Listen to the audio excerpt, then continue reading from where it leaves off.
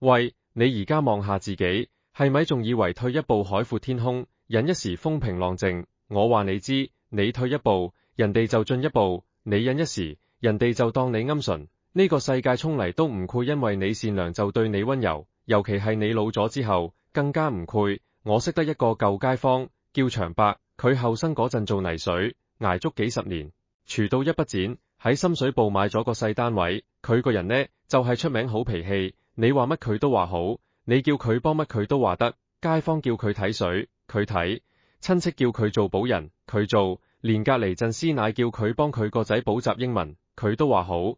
長伯自己都唔識英文，佢淨係坐喺度陪住個細路，陣師奶就喺出面同人講。長伯真係好人到冇人有。但係好人長伯而家點呢？佢間屋俾個侄仔霸咗嚟住，美其名曰照顧你，實質係當正自己係業主。長伯要瞓客廳梳化，每個月嘅綜援金要拎一半出嚟做家用。佢有日同我飲茶，擘大對眼望住個蝦餃，話：蔡生，我做人做到咁，係咪好失敗？我望住佢，話：你唔係失敗，你係企得唔夠硬。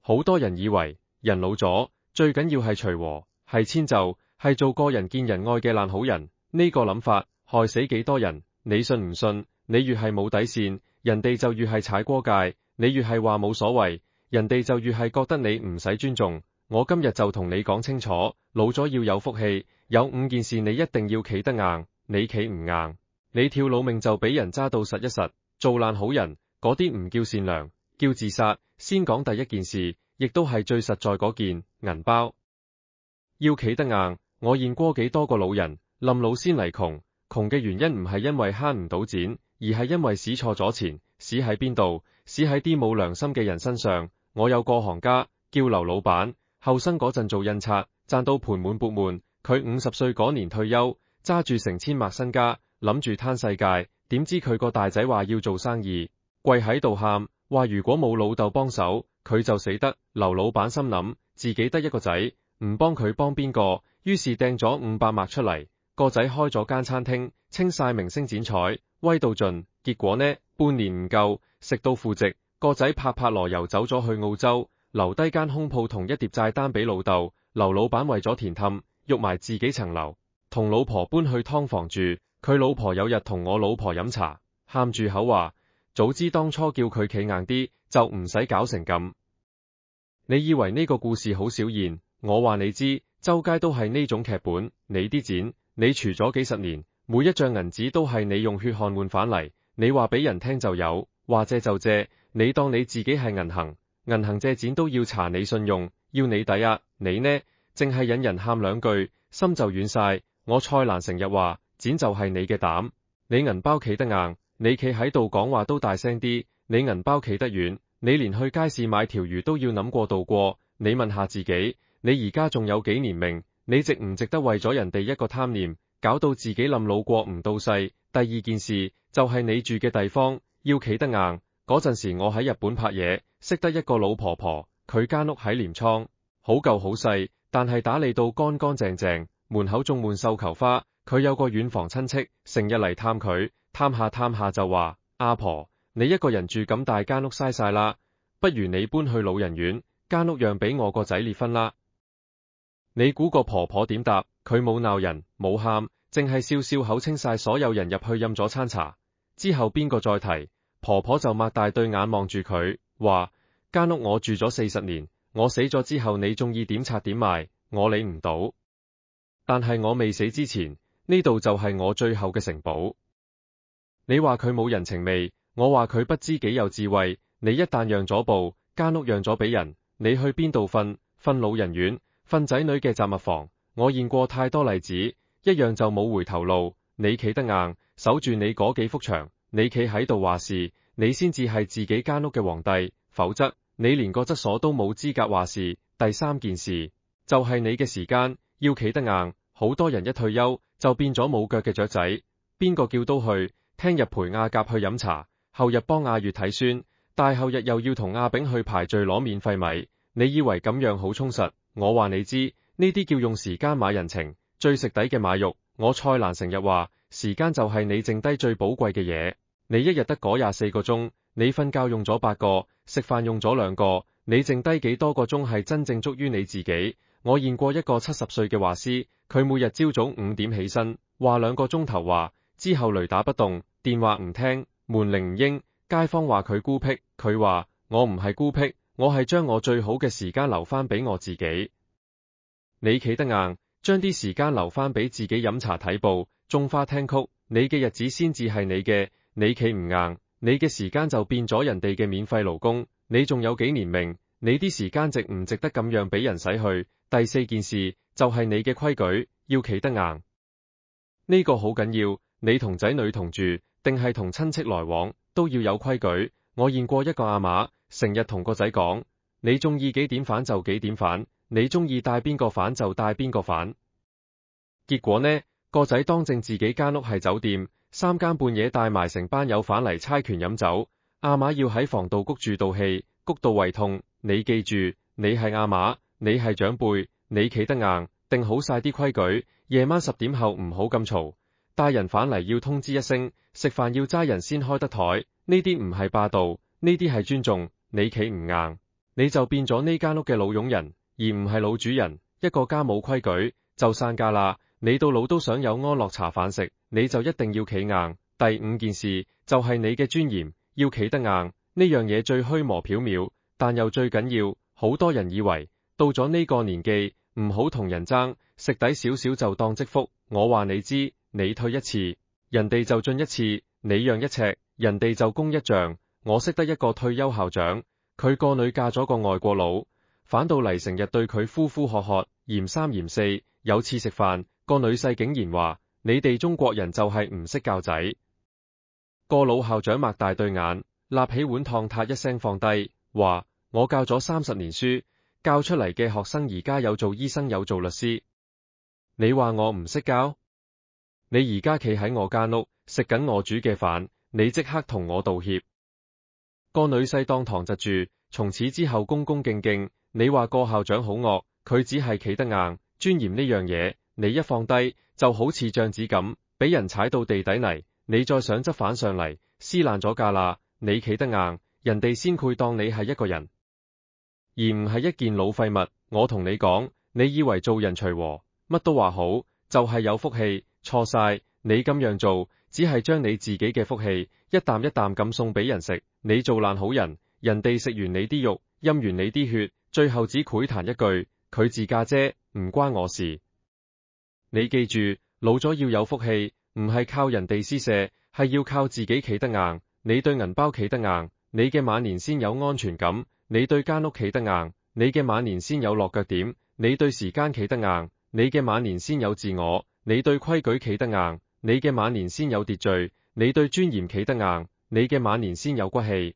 我蔡瀾食咗80幾年飯，飲咗80幾年酒，睇過幾多風景，見過幾多風浪。我條命係我自己揀嘅，我從來唔會為咗討好人而委屈自己。你話我自私、隨便，因為我清楚知道，一個人如果連自己都企唔硬，佢根本企唔穩，點樣去幫人？你聽日瞓醒，如果再有人嚟同你借錢，你試下擘大對眼望住佢，慢慢講一句：我嘅錢要留翻俾我養老。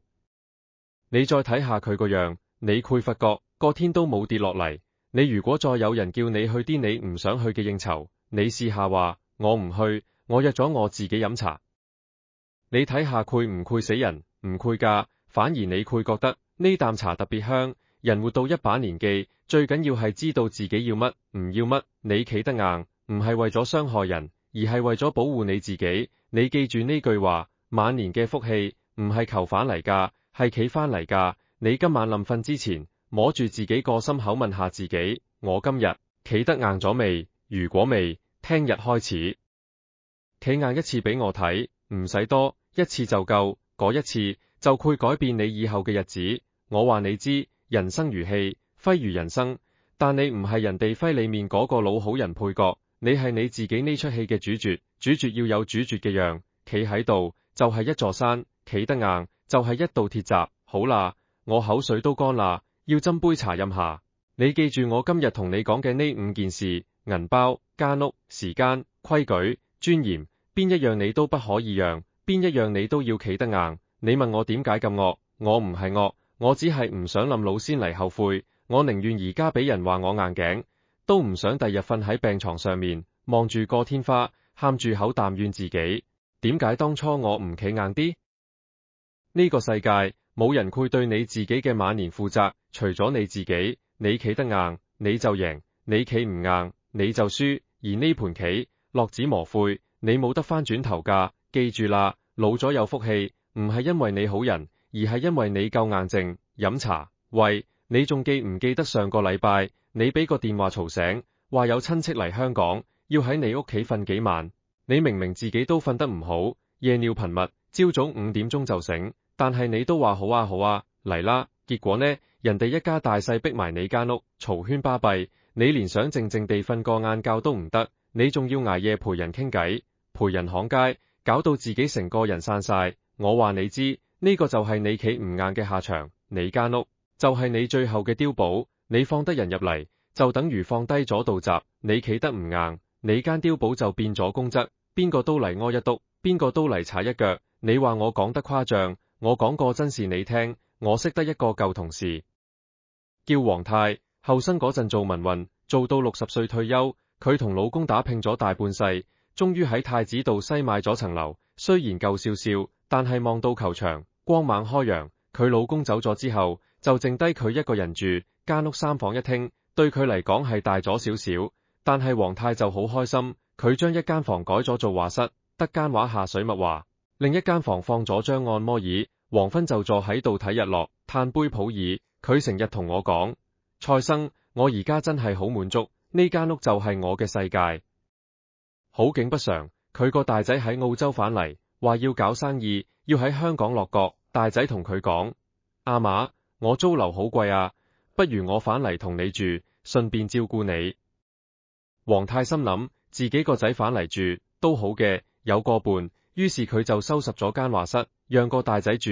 初幾個月都相安無事，大仔早出晚歸。黃太朝早起身煮個早餐，夜晚等埋個仔食飯。但係慢慢，個仔開始帶朋友返屋企，最初係1-2個，後來越帶越多。有次黃太瞓到半夜，聽到嘈到拆天，行出去一睇，成班後生仔喺度劈酒猜拳，地下周圍都係啤酒罐，仲有人喺梳化度瞓到成隻死豬蛋。黃太同個仔講，阿仔，阿嫲老人家早瞓，你哋可唔可以細聲啲？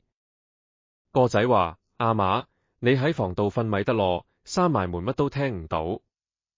黃太冇出聲，反入房，但係點會聽唔到？啲笑聲、猜拳聲，好似打樁機咁一下下作入佢個腦。跟住落嚟，個仔開始帶女朋友返嚟過夜。黃太朝早起身去廁所，見到個女仔着住佢健身褸行出嚟，頭髮濕漉漉，叫都唔叫一聲，當正自己係女主人。黃太同個仔講，個仔話，阿嫲，你咪當多個女照顧你咯。你話呢個係乜嘢說話？擺明當佢阿嫲係傻嘅。再之後，大仔話生意周轉頭唔靈，要問黃太攞錢。黃太起初都肯俾幾千蚊、100蚊，當幫補個仔。但係個仔越攞越多，有次開口就話要10萬蚊，話要交租俾供應商。黃太話自己冇咁多錢，個仔就黑面，話，阿嫲，你層樓都升咗值啦，你不如做逆按揭，攞啲錢出嚟周轉下。黃太聽到呢度，個心亮咗半截，佢望住個仔，好似望住一個陌生人。佢問自己，呢個就係我10月懷胎生嘅仔，佢要攞我最後間屋去抵押。黃太嗰晚瞓唔着，打電話俾我，佢喺電話度喊，蔡生，我點算啊？我讓咗間房俾佢，而家佢要讓我成間屋，我再讓落去，我係咪要瞓街？我同佢講，黃太，你而家即刻企硬，你同個仔講，間屋你唔攰喐，佢中意住就住，唔住就搬。你話俾佢知，阿嫲得返呢間屋，你攞走咗，阿嫲就冇咗條命。黃太起初都驚，話怕個仔嬲，怕影響母子感情。我話，你而家唔企硬，你哋嘅母子感情先至潰爛到透。你企硬咗，佢反而會尊重你。黃太終於的起心肝，同個仔講清楚。佢話，阿仔，阿嫲好歡迎你住，但係呢間屋嘅規矩要定好。夜晚11之後要靜，帶人返嚟要通知，同埋間屋係阿嫲嘅，阿媽唔攰攞去抵押，你以後都唔好再提。你估個仔點反應？佢起初梗係發爛渣，話阿媽自私，話阿媽唔識佢，但係黃太企到硬一硬，話你話我自私又好，唔識你都好，呢間屋就係我最後嘅防線。你係我個仔，你應該明白。結果呢，個仔嘈咗幾日，最後都係搬走咗，佢租咗間細屋，同女朋友住，而家反而會定時打返嚟問候阿媽，有時禮拜六仲會返嚟食餐飯。黃太同我講，蔡生，你講得啱，我企硬咗，個仔反而尊重我。以前我乜都讓，佢當我係亞四，而家我企硬，佢當我係亞馬。你話呢個故事告唔告得切？我話你知，周街都係黃太，你信唔信？你間屋一樣就冇回頭路，你讓間房，人哋就要你成間，你讓成間，人哋就要你條命，到時你瞓邊度？瞓仔女嘅雜物房，瞓老人院碌架床，你望住個天花，你攰唔攰問自己，點解當初我唔企硬啲？你記住，你間屋就係你嘅城堡，你唔使大，唔使靜，但係一定要係你自己話事，邊個入嚟，邊個出去，幾時開飯，幾時閂燈，統統係你話事，你企得硬，你先至係呢間屋嘅皇帝，你企得遠，你就係呢間屋嘅難民。我蔡瀾住過幾多間屋，由細到大，搬過幾十次，我而家住嗰間唔算大，但係我中意點擺就點擺，我中意幾點瞓就幾點瞓，冇人可以話我，冇人可以管我，呢種自由，你用幾多錢都買唔到。你而家望下你間屋，你間屋入面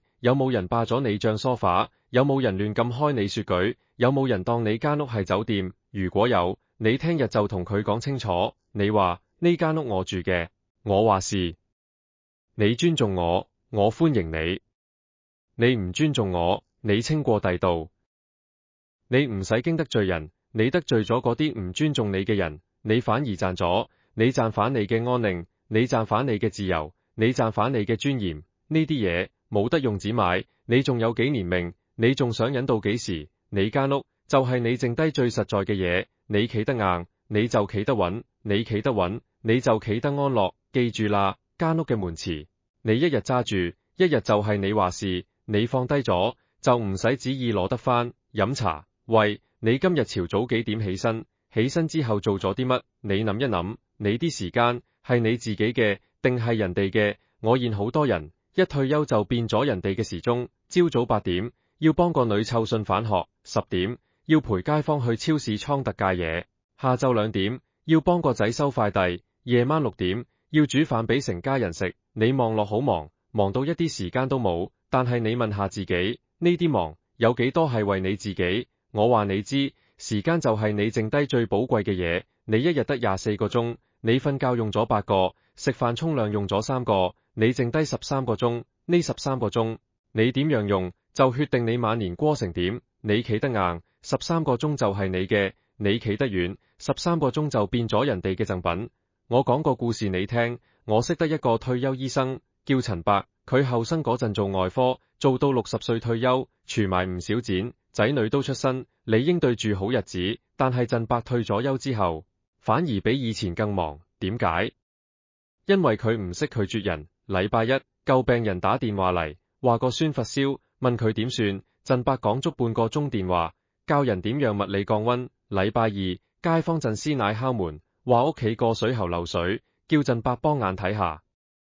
陳伯拎住士巴拿喺人哋廚房搞咗成個下晝。禮拜三，個女打電話嚟，話要加班，叫陳伯去接孫放學，仲要順便買餸煮飯。禮拜四，教會有活動，叫陳伯去做義工，派飯俾露宿者。陳伯又去，企足成日，條腰砌到直唔返。禮拜五，老友叫佢去飲茶，陳伯話好，點知去到先發覺，原來老友叫佢幫個親戚睇報告。禮拜六，個仔話要搬屋，叫陳伯去幫手睇住啲裝修師傅。禮拜日，陳伯終於想唞下，點知一起身就頭暈眼花，成個人散晒。陳伯同我傾偈，話蔡生，我退休之前以為退咗休就好得間，點知退咗休仲忙過返工。我而家好攰，但係又唔好意思推人。我望住佢，話陳伯，你唔係忙，你係借咗你啲時間俾人。你借出去，人哋唔虧損。你唔企硬，你做到死嗰日都唔配有自己嘅時間。振伯問我點算，我話好簡單，你聽日開始，每日朝早留3個鐘俾自己。呢3個鐘，電話唔聽，門鈴唔應，你淨係做你自己想做嘅事。你想睇書就睇書，你想瞓覺就瞓覺，你想發空竇就發空竇。呢3個鐘係你嘅黃金時間，雷打不動。振伯話：咁人哋搵我點算？我話：你話俾人知，你朝早有嘢做，下晝先得閒。人哋等得就等，等唔到就自然搵第個。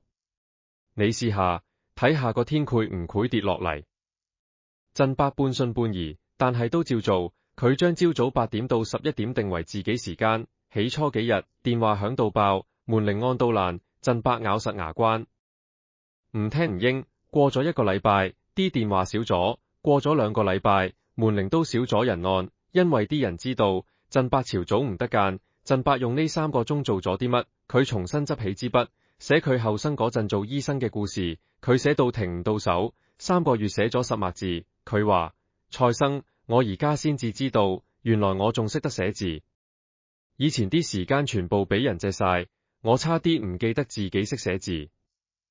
你話陳伯自私，我話佢唔自私，佢只係將自己嘅時間攞返。你記住，你啲時間你唔攞返，人哋就自然攞去。人哋唔會問你願唔願意，因為你自己都冇問過自己願唔願意。我蔡瀾寫咗幾十年專欄，飲咗幾十年酒，食咗幾十年好嘢。你問我點解可以做到？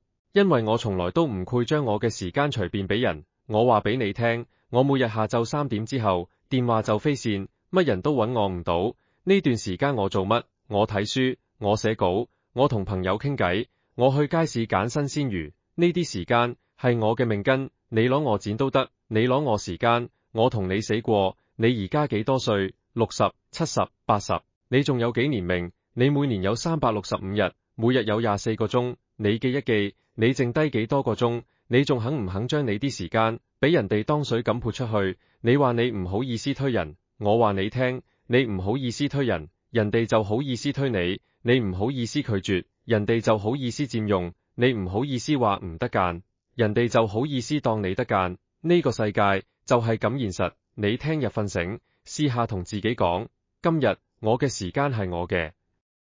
然後你揀一樣你中意做嘅嘢，做佢1個鐘，你唔使同人交代，你唔使覺得納夠。你做完之後，你會發覺呢1個鐘好充實。呢一種充實唔係幫人做完嘢嗰種我好偉大嘅空虛，而係我好快樂嘅實在。你記住，你唔係人哋嘅免費工人，你唔係人哋嘅隨傳隨到，你係一個人，一個活過幾十年，有血有肉，有自己喜好嘅人。你嘅時間應該用喺你中意嘅事上面，而唔係用喺人哋嘅事上面。你企得硬，你嘅日子就係你嘅；你企得遠，你嘅日子就係人哋嘅。呢條數你自己記清楚。飲茶，喂，你屋企有冇家規？你話你屋企冇，我話你聽，冇家規嘅屋企就等於冇閘門嘅花園，乜嘢野狗野貓都走入嚟屙屎屙尿。你以為家規係專制，係霸道？我話你知，家規就係一道籬笆，唔係為咗困住自己人，而係為咗擋住啲唔識尊重嘅人。你企得硬，守住呢道籬笆，你間屋先至有安寧。你企得遠，籬笆一穿，你間屋就變咗市集，邊個都入嚟擺檔，嘈到拆天。我識得一個阿婆叫林姑，佢後生嗰陣做裁縫，手藝好靚，廚到剪喺旺角買咗個唐樓單位。佢個仔結咗婚之後，同新抱一齊搬返嚟同佢住。林姑好開心，話有個伴。點知噩夢就由嗰日開始。個新抱後生女，自由慣，佢朝早瞓到11、2點先起身，起身之後唔刷牙唔洗面，就坐喺廳度玩電話。林姑煮好飯叫佢食，佢話唔肚餓，但係轉頭就叫外賣，搞到成屋都係酸辣味。林姑有潔癖，聞到啲味作嘔，但係又唔敢出聲。夜晚更離譜，個新抱成日帶啲朋友返屋企打麻雀，打到3更半夜，啲牌聲啪啪。林姑喺房度瞓唔着，第二日成個熊貓眼。林姑同個仔講，個仔話：阿嫲，佢後生女，你俾下機會佢，慢慢會改㗎。慢慢幾耐？林姑忍咗3個月，瘦咗10磅。佢同我飲茶，眼紅紅話：蔡生，我間屋而家唔似我間屋，似間麻雀館。我連想靜靜地睇下電視都唔得。我望住佢，話：林姑，你間屋，你話事。你唔出聲，人哋當你冇意見；你唔企硬，人哋當你冇所謂。你聽日返去同佢哋講清楚，你間屋有規矩。林姑話：我驚佢哋嬲我，驚佢哋搬走。我話：佢哋搬走，你咪安樂晒。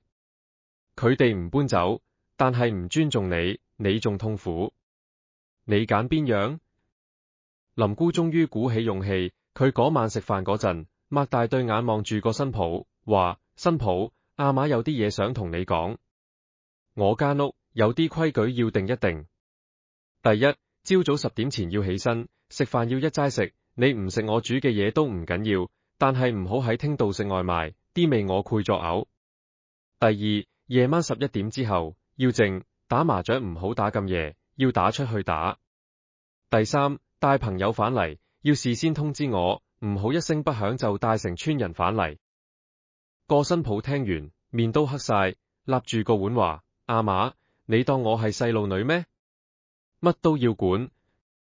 然後嘭一聲閂埋房門，個仔喺中間，兩頭唔到岸。林姑嗰晚瞓唔着，佢以為聽日新抱就攰執嘢走，點知第二日新抱照常瞓到11點，但係起身之後冇叫外賣，坐喺度等食。林姑煮好飯，新抱行埋嚟食，兩個人都冇出聲。夜晚新抱有朋友打嚟約打麻雀，新抱話：我唔出嚟啦，我奶奶瞓得早，我唔想嘈到佢。你話奇唔奇？原來個新抱起初係嬲，但係反到房諗深一層，佢都覺得自己有啲過分，佢只係一直冇人話過佢，而家有人企硬同佢講清楚，佢反而知道條界喺邊度。之後新抱仲主動同林姑講：阿嫲，對唔住，我以前冇諗過你感受。你話如果林姑繼續忍，繼續唔出聲，佢哋嘅關係會變好定變差？我話你知，一定會變差。林姑會越嚟越委屈，新抱會越嚟越放肆，個仔會越嚟越難做，最後大家面咗咗，見面都唔打招呼。你話呢個係咪你想要嘅家？你記住，規矩唔係為咗綁住人，而係為咗等大家知道點樣相處。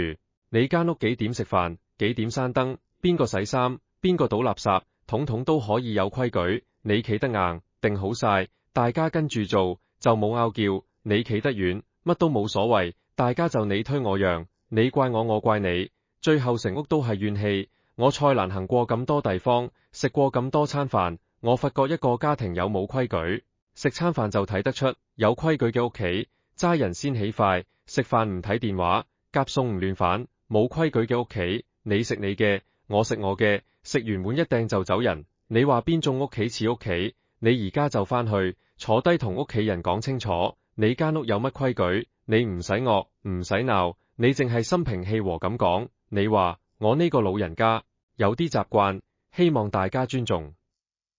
你企得硬，但係語氣要軟。你企得硬，係企住你嘅原則；你語氣軟，係顧住大家嘅感情。你放心，真正尊重你嘅人，會接受你嘅規矩；唔尊重你嘅人，你先至要企硬。你企硬咗，你間屋先至係你嘅安樂窩。你企得遠，你間屋就變咗人哋嘅遊樂場。你仲有幾年命？你仲想忍到幾時？你間屋，你話事，你企硬一次，安樂一世。記住啦，冇規矩不成方圓。你間屋，你定規矩，你企得硬，你嘅晚年先有安寧。飲茶，喂，你仲記唔記得對上一次有人當眾話你，你係點反應？你係笑笑口扮冇事，定係企喺度駁反佢？我話你知，人活到一把年紀，最唔可以冇嘅就係尊嚴。你呢張老臉跟咗你幾十年，風吹雨打，挨更抵夜，你唔可以俾人喺上面踩一腳。你企得硬，你張臉就係你嘅招牌。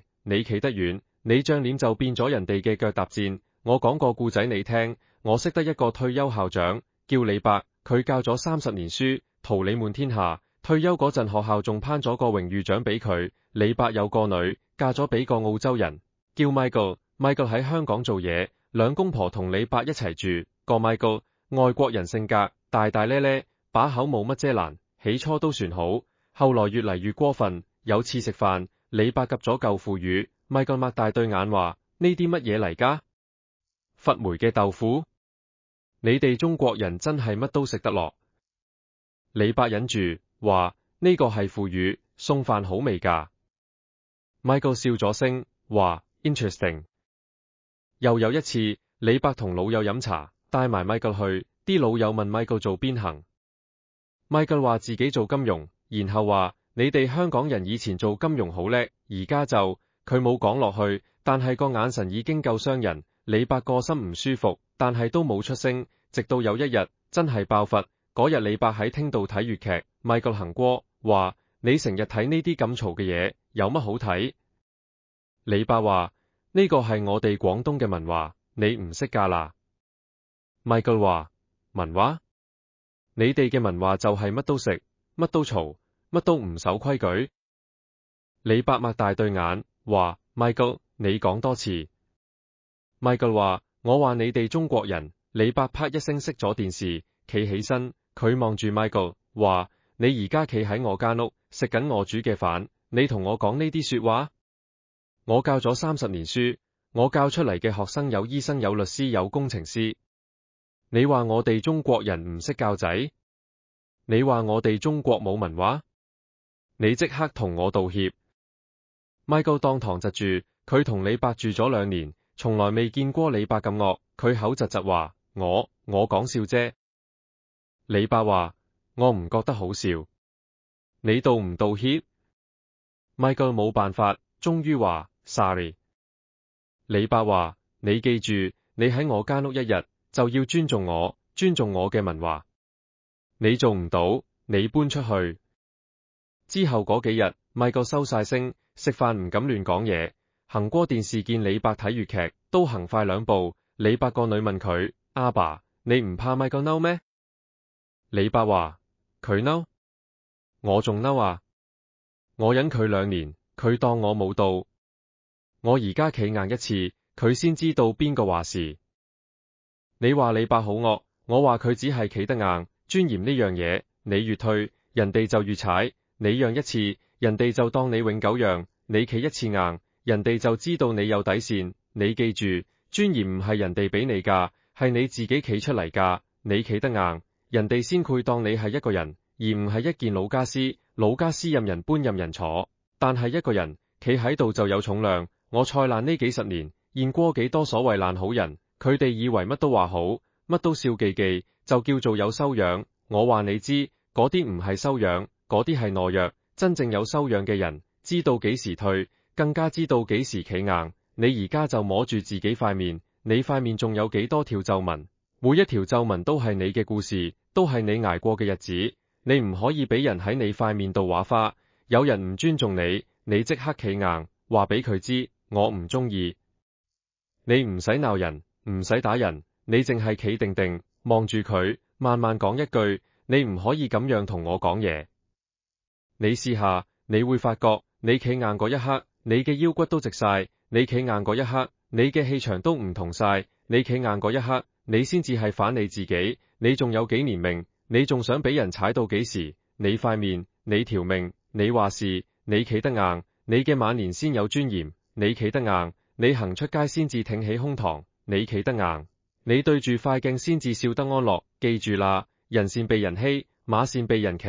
你唔使惡，但係要硬。你企得硬，你就係你自己嘅英雄。飲茶，喂，你而家望下你自己，你係咪覺得聽咗我講咁多，個心開始有啲慌？你係咪經自己企硬咗，愧得罪人，愧冇朋友，愧變孤獨老人？我話你知，你唔使驚，你企硬唔代表你變惡，唔代表你冇人情味。你企硬只係代表你拎返你自己嘅嘢，你拎返你嘅銀包，你拎返你間屋，你拎返你嘅時間，你拎返你嘅規矩，你拎返你嘅尊嚴。呢啲嘢本來就係你嘅，但係我知道你個心入面仲有最後一關過唔到。你驚孤獨，你驚企硬咗，啲人走晒，得返你自己一個，對住4面牆，冇人同你講嘢，冇人同你食飯，你寧願忍，寧願蝕底，都唔想一個人。我明白，我80幾歲人，見過幾多人臨老先嚟怕孤獨，佢哋為咗有人陪，乜都肯制。仔女話要錢俾，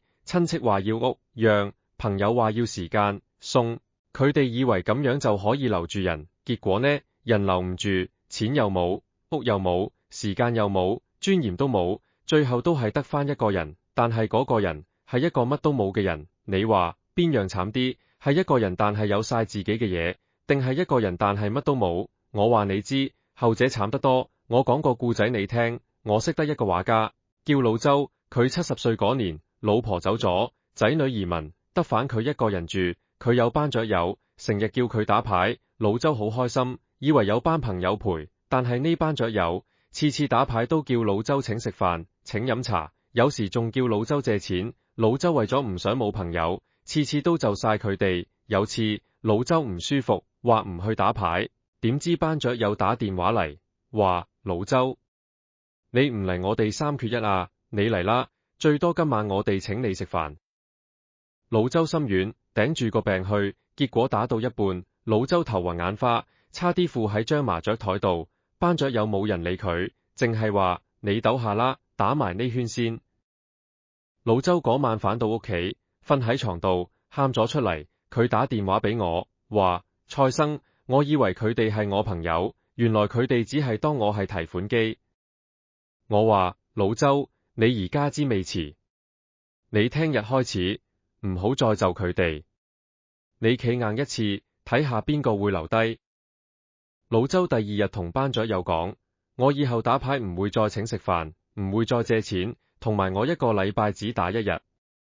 你估點？班雀友即時黑面，有2個之後都冇再揾老周，但係有一個叫做阿強，佢反而打電話俾老周，話老周，不如我哋2個去飲茶，唔打牌，傾下偈。